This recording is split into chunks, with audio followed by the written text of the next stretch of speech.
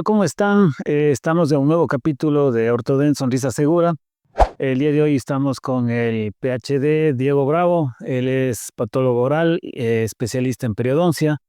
Y vamos a hablar de un tema muy importante, de los dientes retenidos y su importancia dentro de la parte de prevención y diagnóstico. ¿Por qué hablamos de ello? Pues porque con Diego habíamos compartido ya un tema valioso que ha tenido mucha acogida, como son los vapes, y creo que este tema también nos va a dar mucha eh, importancia.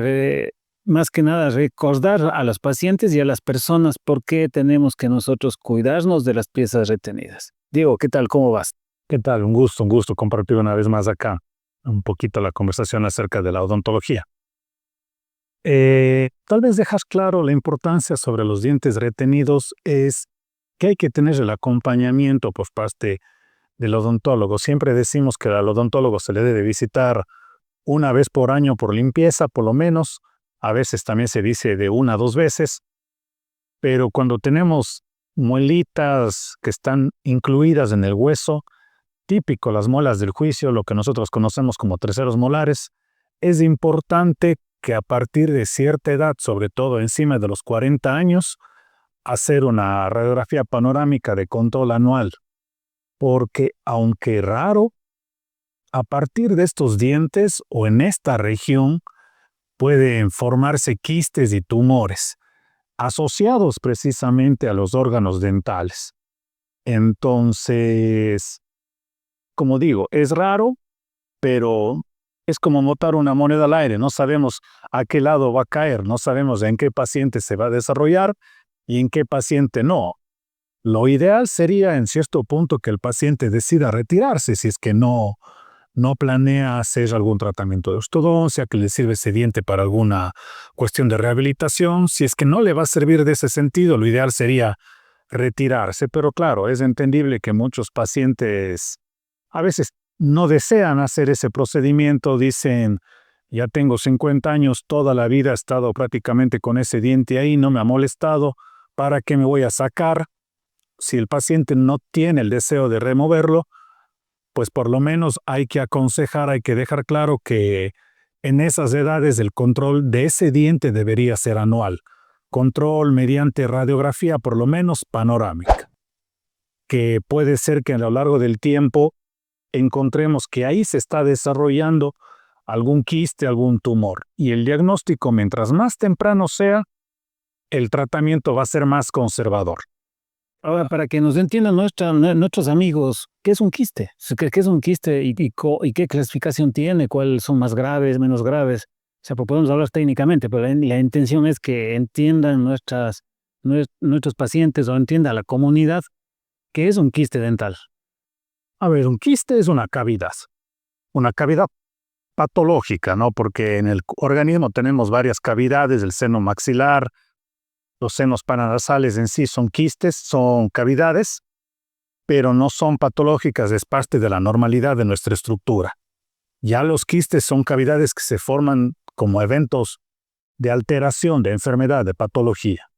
El problema de estas cavidades es que van como un globo, van acumulando contenido, presión interna, líquido en algunos casos, y como un globito se va hinchando. El problema es que el crecimiento, la hinchazón, el aumento volumétrico de los quistes básicamente produce destrucción del hueso. Y hay algunos casos, no todos los quistes, pero hay algunos particularmente, por ejemplo, a nivel odontológico, uno que se llama queratoquiste odontogénico, que él crece bastante y se adhiere bastante al hueso, por lo tanto puede a veces volver a formarse. Hay veces que cuando él ya creció mucho, el tratamiento no es solamente raspar y eliminar, sino tiene que hacerse algo más grande como sacar la mitad del hueso. O sea, tiene problemas que pueden ser complicados. Por eso mismo es que se recomienda que los dientes incluidos puede ser el sitio de formación de estas lesiones. Pues nosotros empezamos hablando por ahí. O sea, hablábamos de los dientes que están retenidos. O sea, y hay que entenderlo. Viene el quiste. Pero, a ver, el diente retenido puede ser una causa, ¿no es cierto? Pero ¿cómo se desarrolla entonces el quiste? ¿Cuál es el proceso multifactorial para hablar de que comienza a desarrollarse este proceso patológico? Hay muchas, depende mucho del tipo de quiste en específico. Hay algunos que tienen, las células tienen alteraciones genéticas y son células que rodean al diente que está dentro del hueso.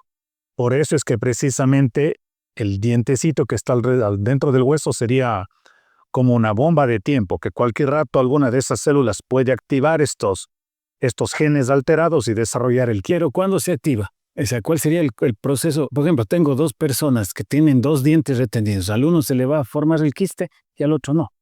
Eso no hay cómo saber. Lamentablemente no está nada claro en respecto ¿Qué dice la evidencia? de que, porque sabemos cuáles son los genes que están alterados. Hay algunos casos de síndromes, pero son casos muy eventuales. La gran mayoría de los casos que no son asociados a síndromes es una cuestión, como dije, de lanzar una moneda al aire. Algunas veces va a caer cara, otras veces va a caer sello, pero nosotros no podemos saber hacia qué lado caerá. Por eso es que se recomienda que la remoción del diente incluido o su defecto, el acompañamiento anual imaginológico. Por ejemplo, hay un tip muy importante que hay que considerar para que todos entendamos. Este tipo de piezas no es que yo me voy a dejar porque me quiero dejar. Sabemos que hay un riesgo. ¿Qué dice la evidencia? ¿En factores de riesgo? ¿Cuánto hay el porcentaje? ¿Qué es lo que dice?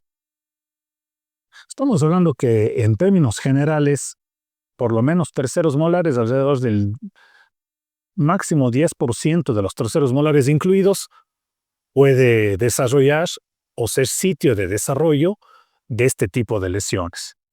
Mire, es alto, ¿no? Es alto. Por supuesto, yo no sé de 10 pacientes que vemos cuál será el que va a desarrollar. No hay un motivo que nos esclarezca que este paciente tiene más riesgo entre todos los que tienen los dientes incluidos, pero entonces al no haber un motivo específico, a todos se les tiene que recomendar o retirar o acompañar. Miren ustedes, estamos hablando que hoy, al 2025, todavía la ciencia no esclarece, pese a toda la ribombante tecnología que tenemos, todo el conocimiento, todavía no está claro cómo es el inicio de un proceso patológico que puede desembocar, como has dicho tú muy bien, en problemas incluso mayores, como por ejemplo un cáncer. Sí, un cáncer puede ser un detonante de una remoción quirúrgica más grave del paciente desde la mitad de una maxilar, por ejemplo, pero yo me adelanto más allá. ¿Cuál sería entonces en esas condiciones los preceptos iniciales que pueden ser? Por ejemplo, un paciente que siempre decimos el tercer molar va a afectar. ¿Tiene algo que ver que sea incluido, completo, que esté retenido, que esté dentro del hueso? ¿Hay alguna consideración? No, ahí básicamente es cualquier diente que esté incluido es una bomba de tiempo. Es una bomba de tiempo que, como decimos, felizmente es apenas el 10% de probabilidades de que esa bomba explote, pero no sabemos cuál será ese paciente en el que explote. Entonces, lo ideal ahí es, para todos los pacientes, tú tienes un diente incluido o, si no lo vamos a usar, si no va a servir para alguna situación, o te lo remueves o lo acompañamos a largo plazo. Pero no te olvides que eso es importante. Sí, lamentablemente hoy en día siempre hablamos de los procesos patológicos vinculados a que en esta sociedad de la naturaleza no es que nos entrega un diente para darnos un problema. Por eso, claro, hoy en día le llamamos mal, si identificamos, hablamos de la muela del juicio, pero también hay otras piezas incluidas, los caninos, los premolares.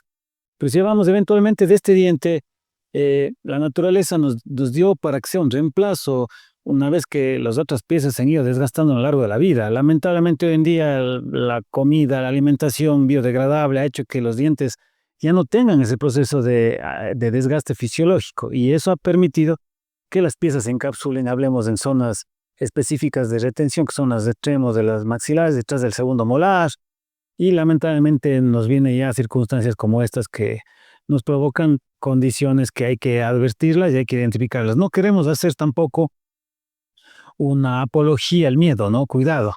Lo que tenemos que ver es que esto es preventivo y finalmente, ¿cuál sería un mensaje final que tú tienes que dejar a los pacientes dentro desde el punto de vista patológico para identificar este tipo de alternativas? Porque obviamente el paciente puede tener o las personas, ¿cómo advierten que hay un quiste? ¿Cómo sería entonces el proceso para eso?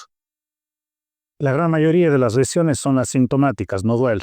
Solamente el paciente empieza a notar cuando ya creció tanto que empieza a cambiar un poquito el volumen del rostro, generar un poquito de asimetría del rostro facial. Entonces, primera cosa que nada, como digo, pero eso ya sería haber dejado crecer demasiado. Claro. Entonces, lo ideal es, si sé que tengo un diente incluido, por lo menos una vez al año, una radiografía para ver cómo están las cosas ahí. Si no hay ningún cambio, podemos seguir manteniendo el diente ahí. Pero si ya vemos cambios de la forma, la posición, movimiento de los otros dientes, otras evidencias en la imagen, formación de radiolucideces, de lesiones, pues ya ahí no hay por qué esperar. Si hay algún cambio hay que remover inmediatamente, no hay que esperar más. Bueno, eso por ejemplo es una condición. Finalmente lo que nos dice el especialista es preventivo, ¿no? Ahí viene un protocolo, imágenes radiográficas, antes de los síntomas y claro, la primera condición, extracción de estas piezas. Si es que no hay un valor que se pueda considerar, es la primera alternativa. Y luego después, si es que el paciente no quiere hacerlo, debe considerar que debe hacerse revisiones periódicas. Bueno, Diego, con eso yo creo que hemos analizado un tema muy importante y te agradezco una vez más y te comprometemos a que seguir hablando de temas que son muy importantes para el manejo clínico de este tipo de problema. Gracias por la invitación. Espero que sea útil para las personas. Gracias a ustedes. Gracias, amigos. Con Ortoden, sonrisas de tú.